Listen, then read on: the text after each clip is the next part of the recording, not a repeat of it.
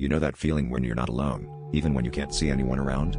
That's what I felt every night as a sleepwalker, drifting through the dark with my mind blank and my body on autopilot. Waking up in strange places was almost routine for me.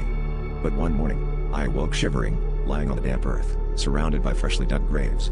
The air was thick with the smell of wet soil and something I couldn't quite place, something almost metallic. I realized then that my nocturnal wanderings weren't just random, something was guiding me, pulling me like a marionette on invisible strings. You see, it all started a few weeks back when I moved to this small town with its eerie cemetery that seemed to stretch endlessly.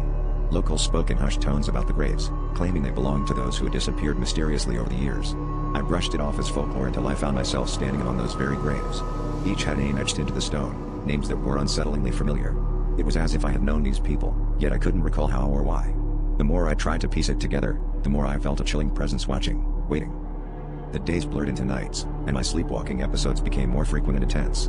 I started recording myself, hoping to unravel the mystery. My phone captured moments of me standing over graves, whispering names that sent shivers down my spine. One night, as I reviewed the footage, I saw something that made my blood run cold, a shadowy figure, just behind me, pointing towards a grave with a name I hadn't seen before. As I zoomed in, I realized it was my name, carved into a weathered tombstone that looked centuries old. I couldn't escape the feeling that my fate was tied to this place. Desperate for answers, I visited the local library, diving into archives and old newspapers. What I found left me speechless.